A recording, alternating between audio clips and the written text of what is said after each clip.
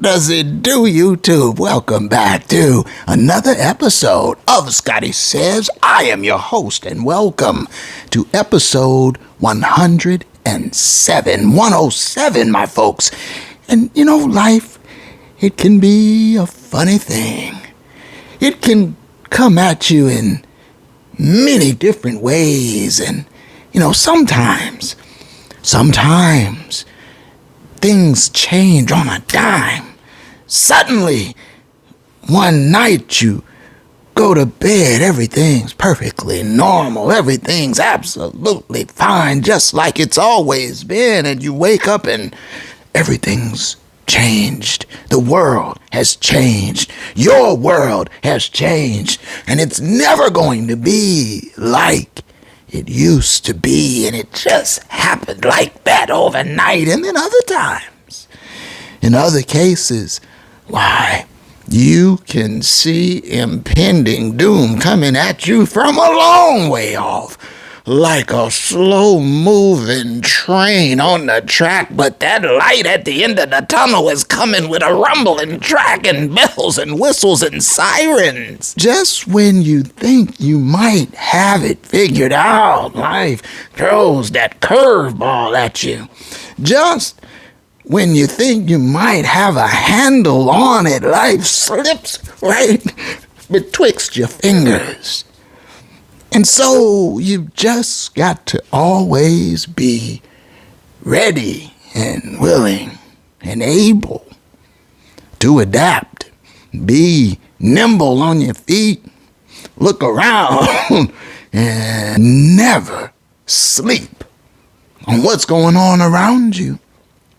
And see, that's the beauty of sports.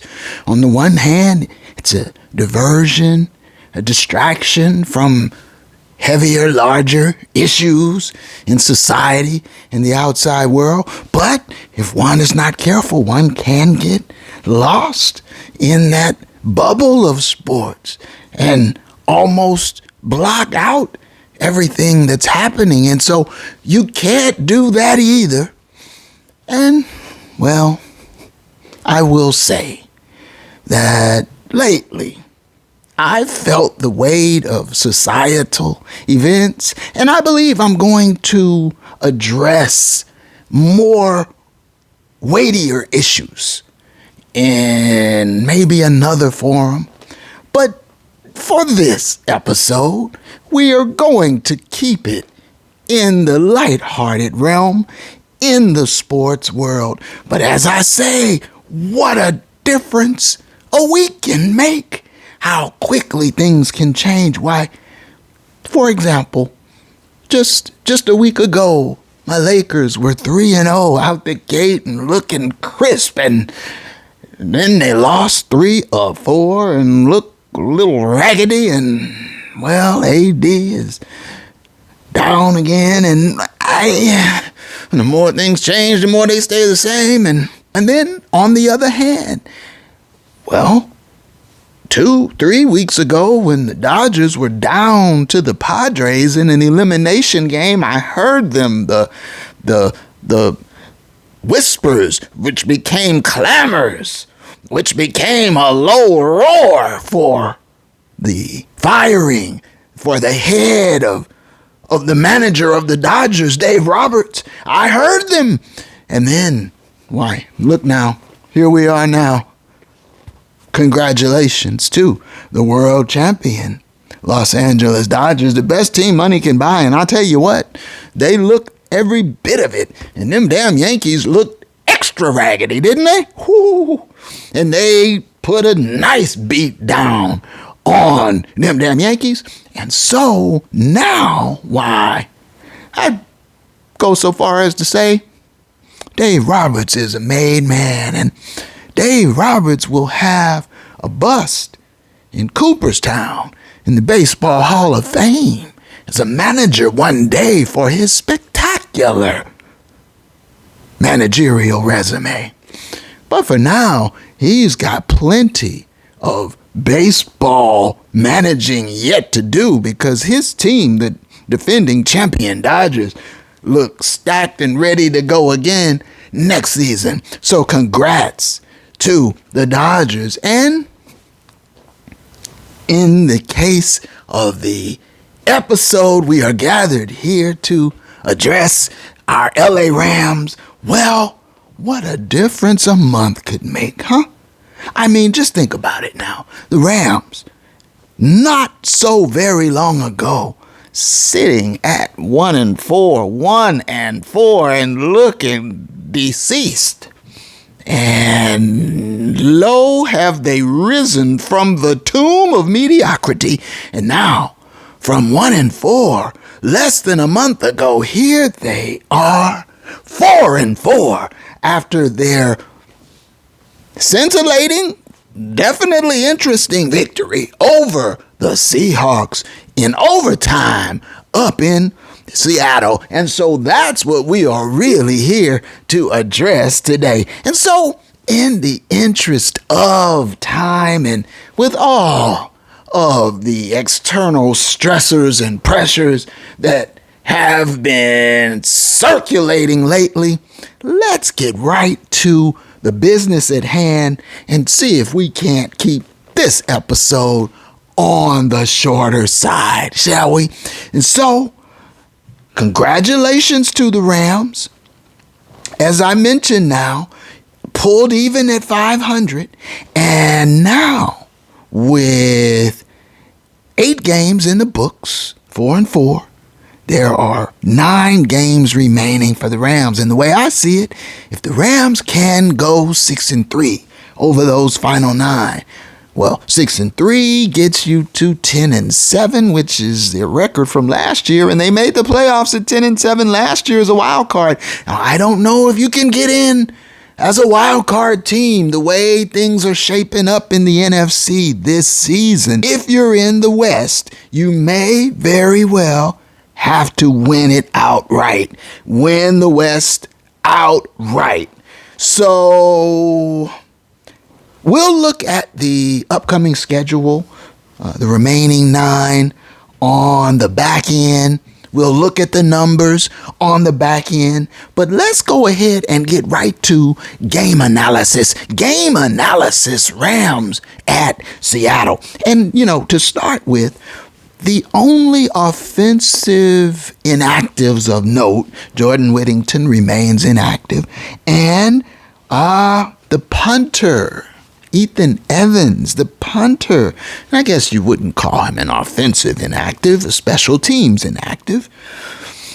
Ethan Evans has been an extremely effective weapon for the Rams this season. He was inactive, and so the starting lineup remained the same as the game previous.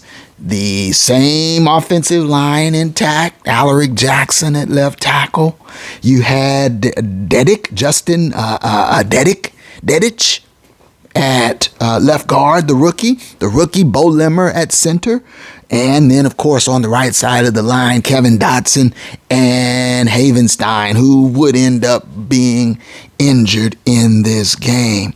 And then your tight end, Colby Parkinson. And I'll say here now, I was a little surprised Colby Parkinson didn't perform at a more elevated clip. I mean, he was a former Seahawk. You're playing against your old team, much like Ernest Jones, former Ram, leading tackler for the Rams, Super Bowl champion with the Rams, who was discarded from the Palace under mysterious circumstances. We still don't really know what happened, but now he's found his way. He's gotten out of that Siberia where they send their discarded players, I believe, the Triflins, the Tennessee Triflins. They traded him from there to Seattle. And so now Ernest Jones would have an opportunity to haunt his old team. And wouldn't you know it, he dropped a poltergeist strike from Matty from the D. But again, I get ahead of myself.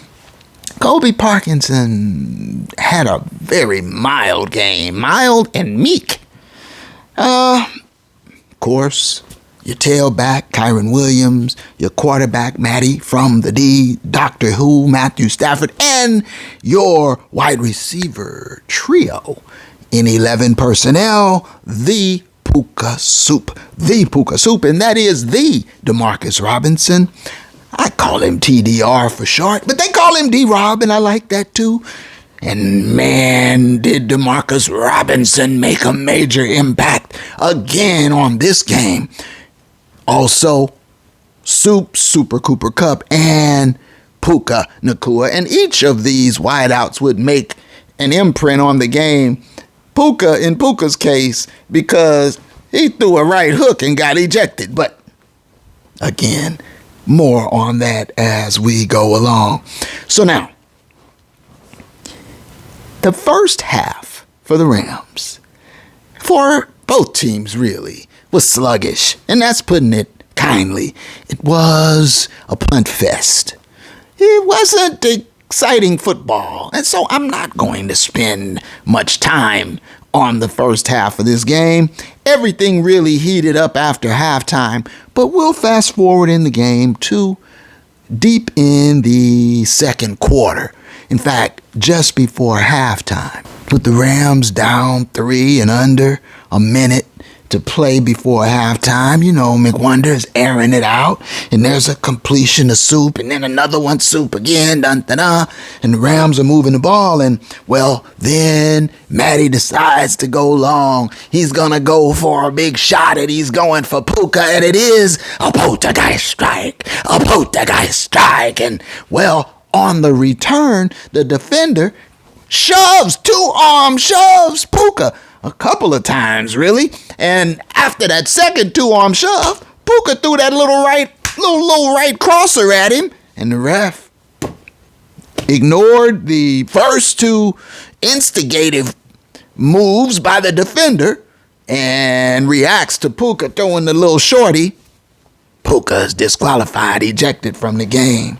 And now, off of that poltergeist strike, Geno and the Hawks go right to work. Completion, and then Geno from the Rams' 24-yard line drops back, pocket collapsing, and he throws this beautiful pass in Jigba. Touchdown, Seahawks, and boom, just like that, like lightning striking.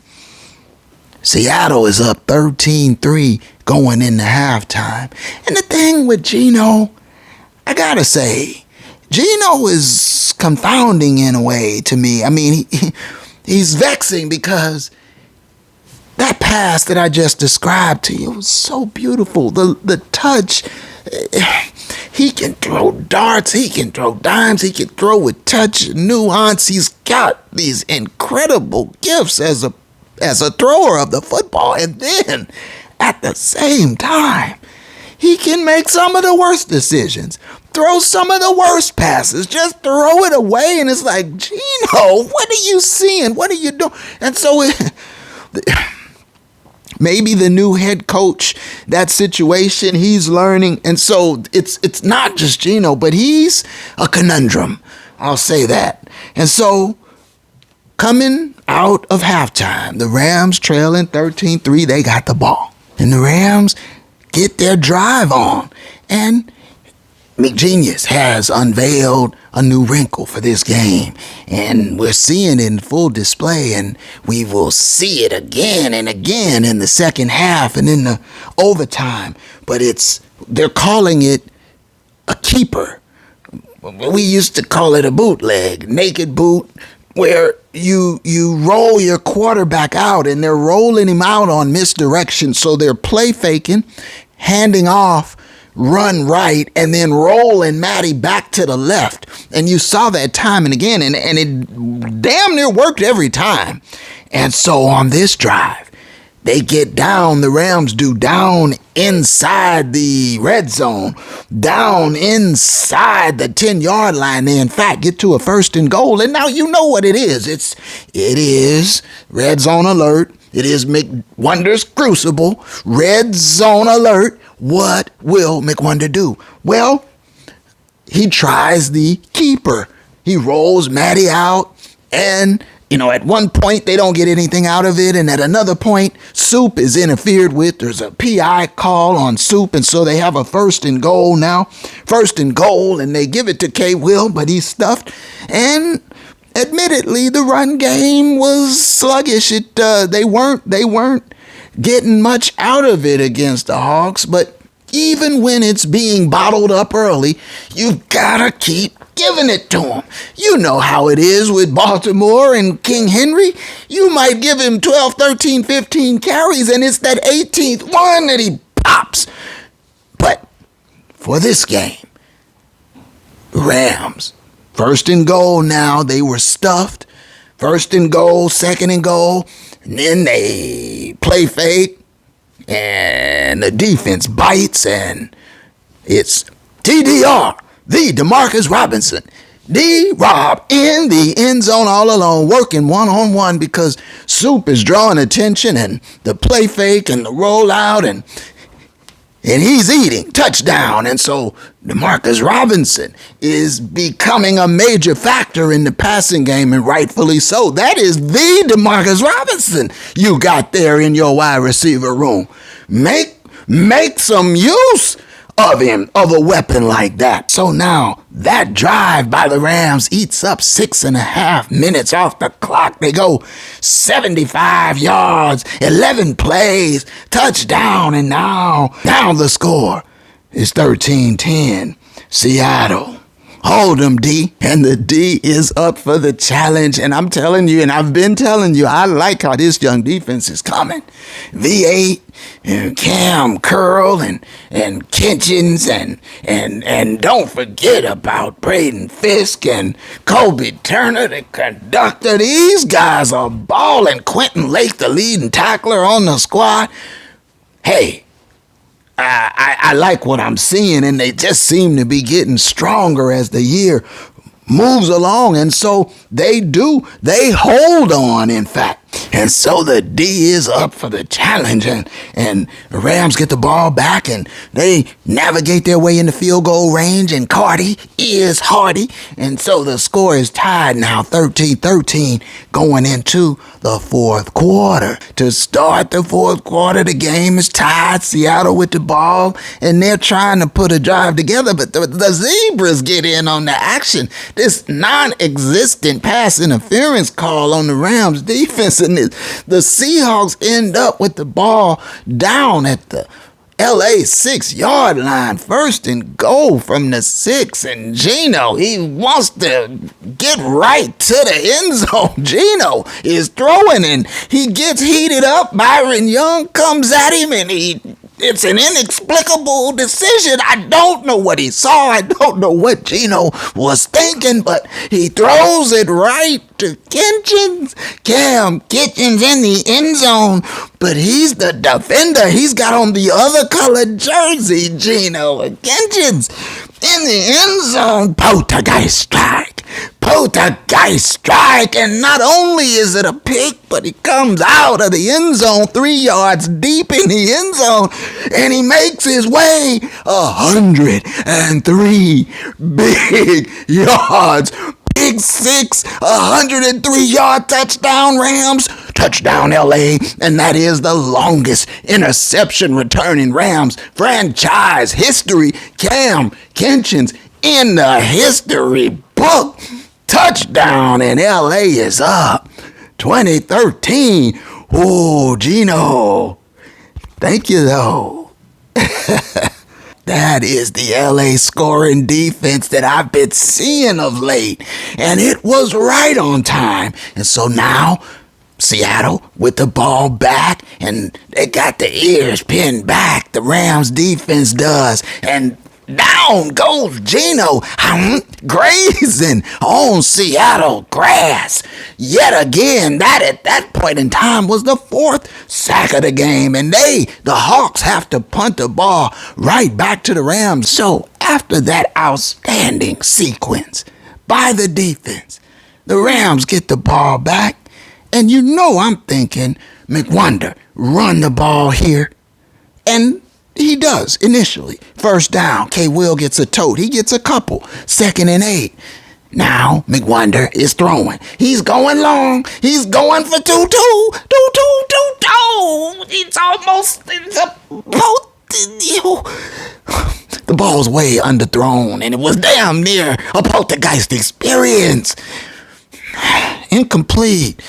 Tragedy averted. But why, McWonder? Why won't you bring it down?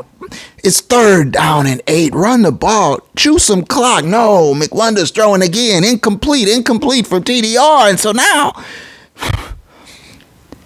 after your defense made an exceptional interception, a pick six to score, and then they go back out on defense and they stuff the Seahawks and they sack Geno and they get you the ball back, you, in your infinite silliness now, you decide, instead of giving your defense a breather, controlling the game, running the ball, trying to establish, you decide you want to chuck it. And you go 1 run for 2 yards and then chuck it, 2 incompletions, the clock stops, the defense has to go right back out there. See? You see? And it's almost like not only was I annoyed with your decision making in that sequence, but it seemed as though the football gods were annoyed too, because on the 4th down punt, remember now, you've got a first-time punter handling your punting duties. It was like the football guys said, oh, you want to be silly with your play calling? Punt blocked. You see? And there it is. Oh, damn, McWonder. You see? Do you see it? Do you see it? Here you have a beautiful pick six, 103 yards by your defense to put you up 2013. Instead of playing fundamentally sound, you play fundamentally unsound. Fuss. And you now reap the rewards of your labors when your punt is blocked. The punt is blocked, and Seattle now takes over 1st and goal from the 6.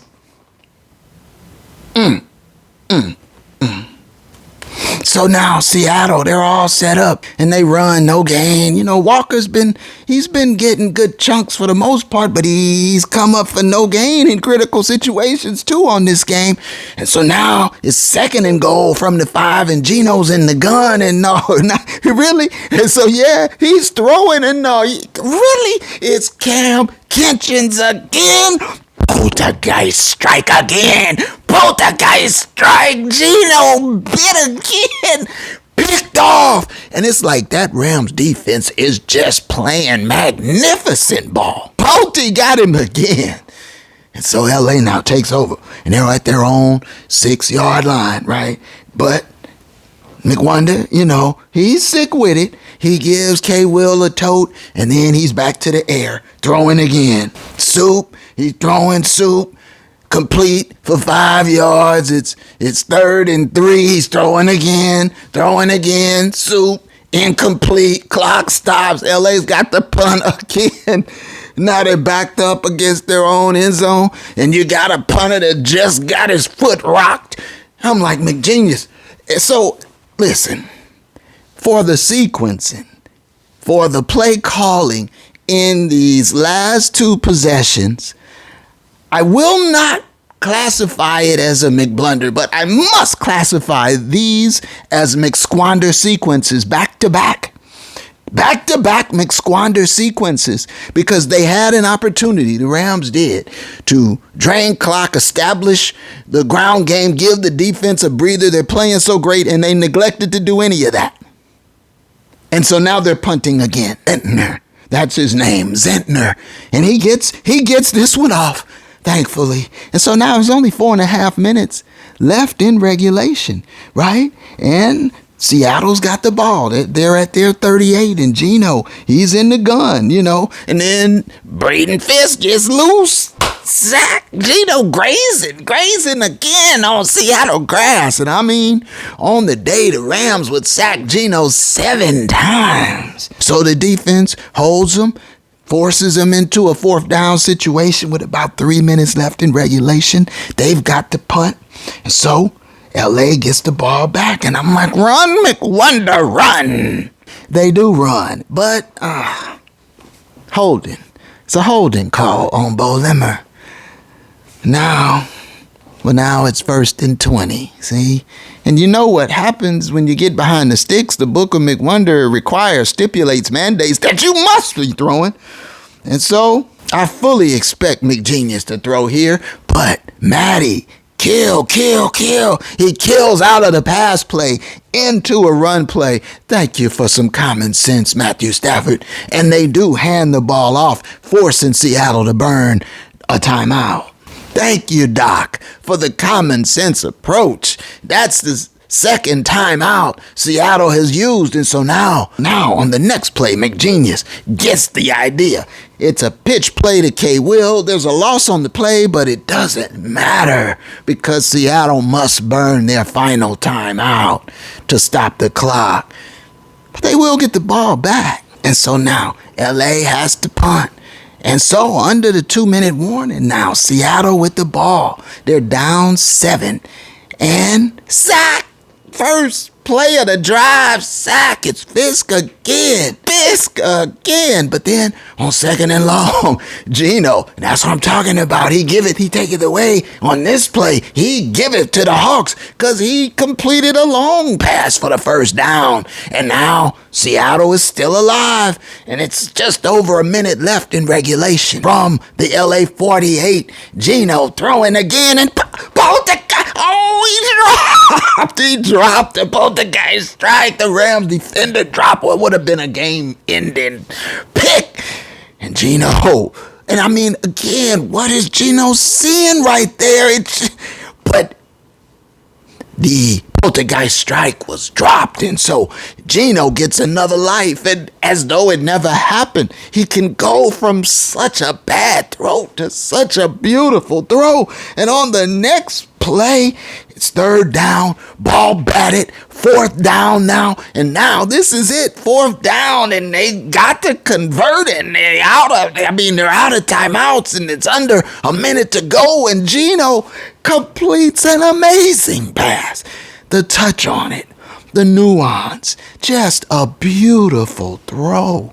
Complete in Jigba again. And I mean, I was like, wow, he can go from spectacular to incomprehensible all in one fell swoop, in one possession, in one drive. And so now, Seattle has the ball now. They're at the LA 14, 1st down at the LA 14.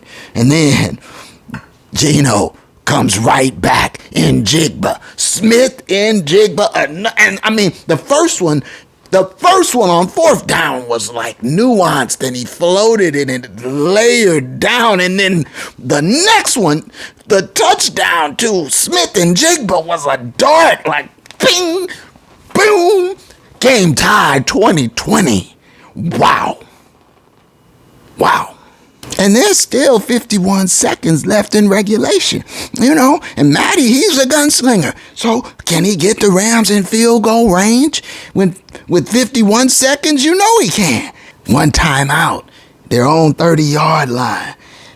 50 seconds left in regulation. And Matty goes to work, and, well, he's throwing for a TDR down the sideline, and there's pass interference. And so now it's 1st down at the Rams' 41-yard line. And then Stafford hits Tyler Johnson. TJ complete for 8. Out of bounds, stops the clock. 40 seconds to play. And then Matty incomplete. Now it's 3rd and 2. 34 seconds left in regulation. And now Matty throwing for D-Rob. TDR. Oh, but he's hit. I mean, it was a perfect throw, and Demarcus Robinson pulled it in, but the hit was simultaneous, and it was jarring, and the ball came out, and that, if he could have held on to it, that would have put him in field goal range for the game-winning kick, but it's incomplete. Whoo, hard hit, incomplete. And, well, it's 4th down now. The Rams got a punt. They can't risk going for it and putting Seattle in field goal range. And so they kick it away. And as time ticks down, we're going to OT, overtime in Seattle. And I wish somebody would tell Doctor Who, Matty, for the love of all that is holy, please remember this simple refrain. tails never fails, Matty. Every time Matty goes out there, he points at his helmet. Heads. He does it every heads. And every time he loses, I don't think Matty has ever won a coin flip.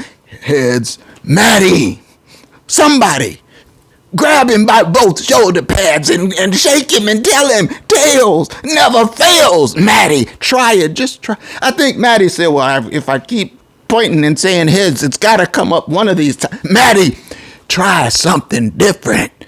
Try a change for once. Tails never fails. Say it with me. But he pointed at his helmet, heads, and of course it was tails, and Seattle will take the ball. And, you know, these overtime rules now, I've talked about it before.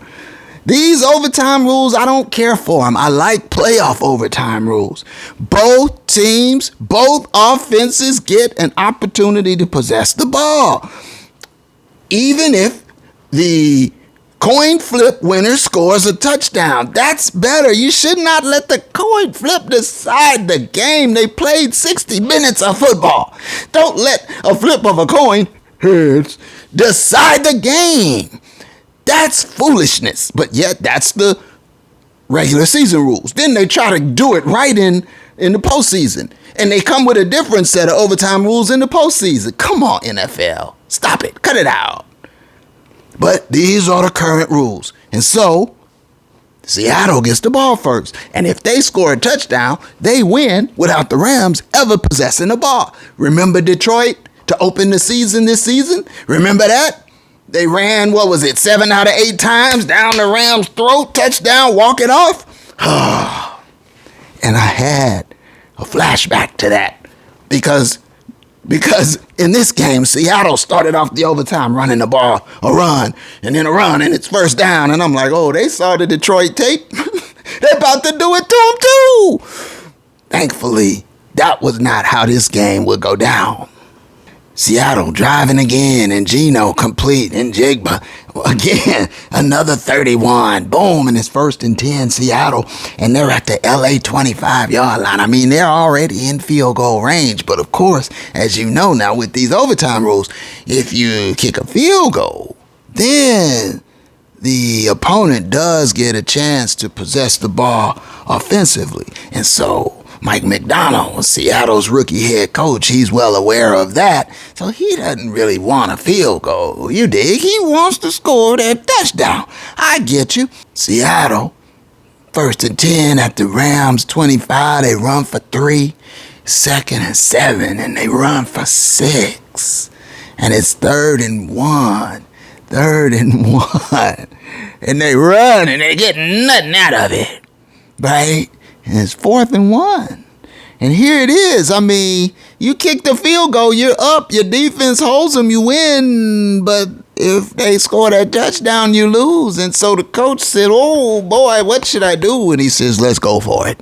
Let's run. Because they had fairly well success against the Rams on the ground when they put their minds to it. So I understand his mindset. So he decides, go for it on 4th and 1. And you know what happened? That Rams defense bowled up and said, no, you don't. Stop, stuff, turnover on downs.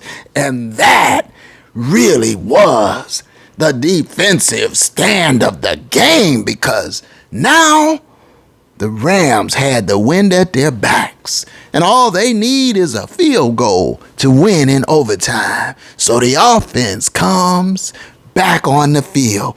And I've got to highlight this offensive sequence. It was only 4 plays. It was only 4 plays, my folks. But they were things of beauty. So let's just go through it. It was really an amazing sequence. Let's look at it now. This is 1st and 10. We're in overtime, tied, and the Rams have the ball at their own 22. And Matty is under center. And it's a play fake. K-Will picks up the blitz, and Matty, I don't know. I'll tell you this. I've looked at this particular play. I know it had to be 15 times. I don't know how the man did it. But Doctor Who, he sort of sidearm slingshot darts one, and he flings it out into triple coverage, my folks. Triple coverage. And one defender is just, the ball is coming right to him. He's just waiting for it to come. And then Tyler Johnson just flashes across his face and takes the reception. And I know the defender was like, oh no. I mean, because you know how it is, right? I'm sure you guys you've played sports. You know in certain sequences how it just time sort of bends and it slows down and things go like in slow motion. And I know that guy, that defender, had to be seeing that ball just spiraling towards him in slow motion. And he had to have a smile on his face, just waiting for it to drop right into a poltergeist strike, you dig.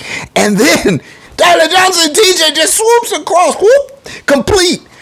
Triple cover. How did the man throw? I mean, it was such a dangerous throw. And when I saw it, I was like, oh, damn, that's it. And I still don't know. I mean, I guess that's why the man will go to the Hall of Fame, because he believes in himself to that extent that he will take those kind of risks in overtime in a game that you need on the road, and he believes, and he did it. It was complete. Now, if that's picked off and you lose the game on that, what in the hell? But no, complete. All right, that was the first play of the Rams' only offensive possession in overtime. And so now it's first down. I mean, I swear that ball was begging to be picked off. Pick me, someone, pick me. It was a mighty dangerous throw. But now in reality, it's a 24-yard completion. And the Rams, they got the ball now. First down from their own 41. Now, the second play of the Rams' offensive possession in overtime. Matty, still under center now. And now here's that wrinkle again, that keeper, they're calling it, that bootleg, that naked rollout, and Matty rolling, play faking to K. Will right, rolling back to the left, and he's finding space out there, and he's got receivers on different levels of the defense. And it's 2-2. It's the motion man. 2-2 is the beneficiary this time. Complete for 16 more. And now first down at the Seattle 43. And we're getting into field goal range. But this is only coming up now, the third play of the Rams' offensive possession in overtime. And so this play, Matty, again, remains under center. And it is a handoff. K. Will, you got to keep him honest. McGenius knows it. You got to keep him honest with the run. And so it is a handoff. And K. Will picks up 4. 2nd and 6. 2nd and 6 now. And now the fourth and final play of overtime. Matty under center. And it's that wrinkle. It's that naked bootleg. It's that keeper, they call it. Matty. Play action to K. Will. Run right. Roll left. Nobody out there all day to throw it up. And who is it? The Demarcus Robinson. TDR for touchdown Robinson. And the catch, he pulls the ball in with his hand. He catches the point of the football. The one hand is behind his back because he's trying to fend off the defender and get free, and the ball's floating down, and he catches it. The point of the ball the nose of the ball with his hand, and he pulls it in, and down he goes. Touchdown, Rams, walk it off. Touchdown, LA. The game is over. It's over. Rams win in overtime. And that was scintillating the second half after kind of a stinker in the first half. Whoo, boy. What a game. And the Rams get that dub. and go to 4-4, and they go from the bottom of the division, they go to second place all alone at 4-4, only trailing the Cardinals, who are 5-4, and with a lot of football left to play. So, congratulations to the Rams, to the defense, to the offense, and, of course, game balls are in order.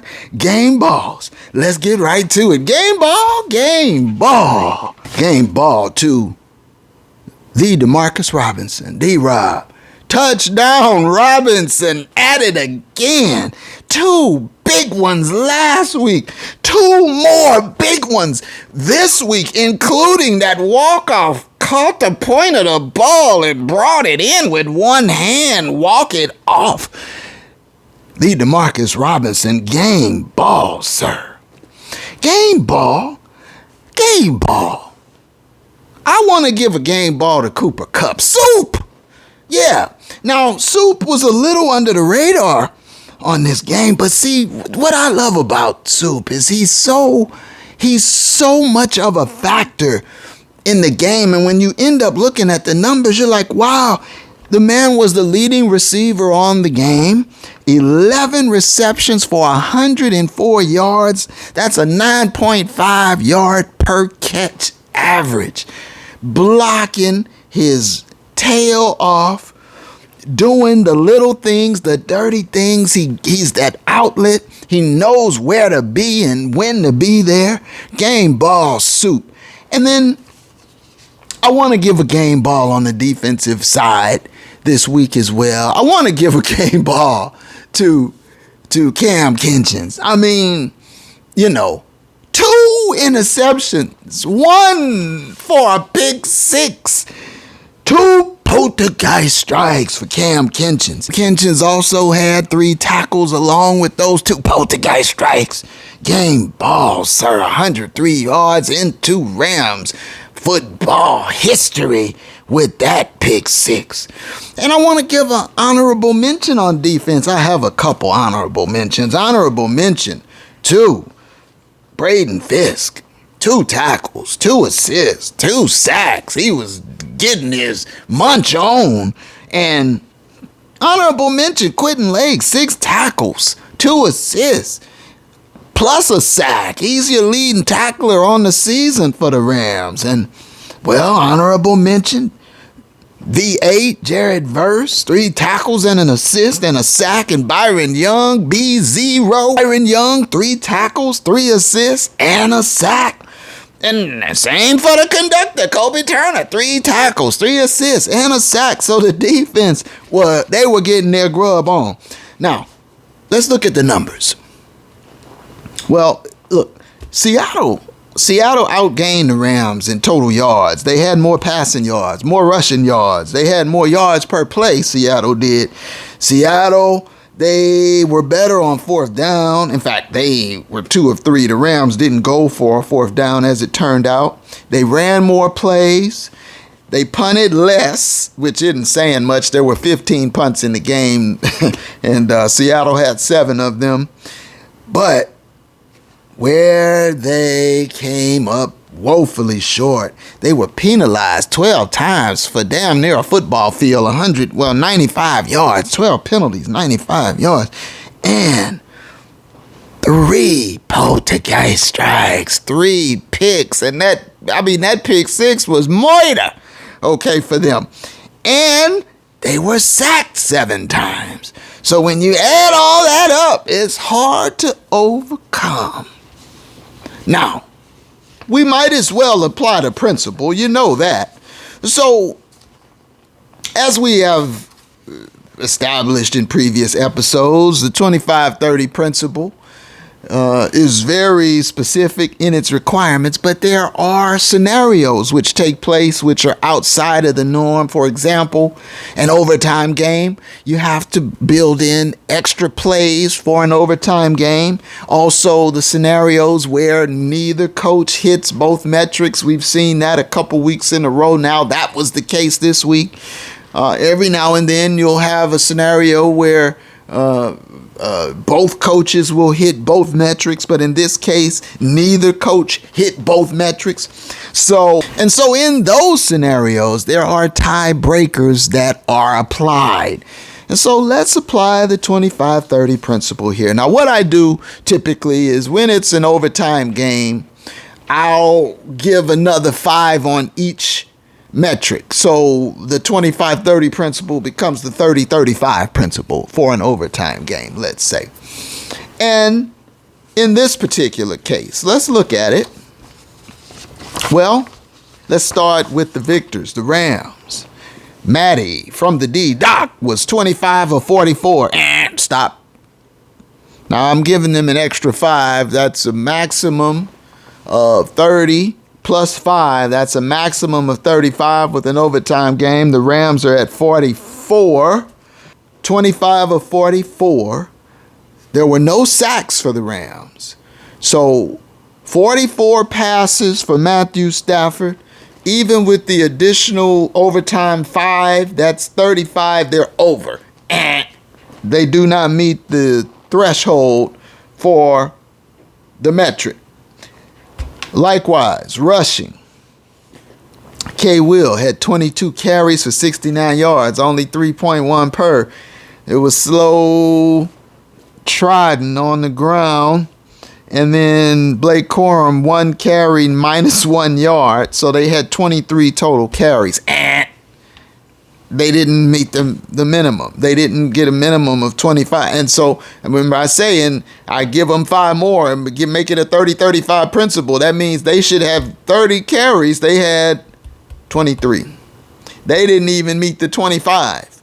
So again, McGenius in this scenario failed both metrics. Okay, let's look at Seattle.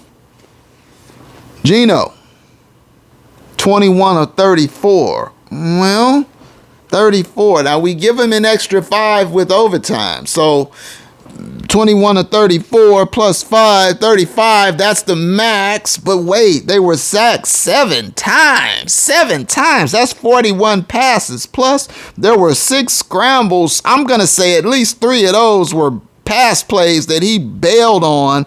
That's 41 minimum, 44 really. Well over the 35 that I would allot them. And so they do not meet that metric. Rushing, well, Mr. Walker had 25 carries on his own. And then Charbonnet had 2. That's 27. You need 30. You know, they give Geno 6, but again, I'll give him 3. So that I'll give them that metric by the skin of their teeth. And really, they really are short because you're counting Geno's rushes. But neither coach met the metric for the 25-30 principle or the overtime bonus 30-35 principle. And so we have to look at the tiebreakers. Well, who was closer to balance? That's one of the tiebreakers. Let's see. The Rams were way further out of balance than Seattle. But then let's look at the other variable. 3 turnovers to 1 turnover. And so you see there it is. All those sacks, plus the turnovers, plus all those penalties. And so you can see how the Rams managed to squeak by in overtime. And so the principle doesn't really help us. It doesn't illuminate what happened in the game as clearly as it normally does. But then there are a lot of anomalies in this game. And so there you have that, my folks. And so now very quickly, let's wrap it up by taking a quick look at the Rams' upcoming schedule. Next up for the Rams, Miami, the Dolphins on Monday night. Tua's back. Hey, and then the Patriots, you know you got to get them. Then the Eagles, fly Eagles. And then the Saints, they just fired their coach. They're a mess. And then the Buffalo Bills. Can you get 3 out of those 5? Hopefully. Then on the back end, the last 4, them damn Niners up there in San Francisco. But the Jets, the Jets are a balm to soothe a weary soul. So you can get the Jets for damn sure. And I told you I don't believe in COVID towing them one little bit. And then the Cardinals, you owe them some payback. And then you finish with the Hawks in LA at the Palace. And so you need to get 3 out of those 4 and 3 out of the first 5 to go 6-3, and that'll put you at 10-7, and hopefully that can get you the division. But to be safe, you really need to get to 11, I'm afraid. And just to wrap it up very quickly around the league, all I'm gonna say is, did you see Saquon Barkley with that matrix move where he stopped, spun around, jumped up and went? He jumped and went over the dude's head in reverse. I've never seen anything like it. Never seen anything like that. I saw that. I was like, what in the what? Okay. The Matrix is real. And then, hey, there's only one undefeated, and who is it? KC, 8-0, and they are 2-time defending Super Bowl champions, and 8-0 and not playing at their best, which tells you everything you need to know about Andy Reid, the fat man, and my homie. They are next level in KC, and I wish they would stop trying to put McWonder in that category. And you know, all of the ferrets, they are back, the lemmings, they are back on the bandwagon. I heard one ex-baller opining, he was absolutely gushing about the brilliance of McWonder. And when they lose, they just get very quiet. They don't say anything. It's someone else's fault. Over there, over here. Hey, you know, the halo effect and the reverse halo effect, both in evidence in the same damn town with 2 different franchises. Very interesting to see. And so, my folks, hey, we will stay resilient. We will stay resolute. We will continue to fight. That's the way we're going to do it. But what I'm going to ask right now from you, what I need for you to do is throw me one of these. Okay, please like the video. Subscribe if you haven't already. Leave me a comment. Let me know what you're thinking. And until the next one, which you know won't be too long from this one, because we'll be back on the other side of the Dolphins game and we'll have to dissect it up and chop it up and talk about what happened. But until then, my friends, Scotty says, one love.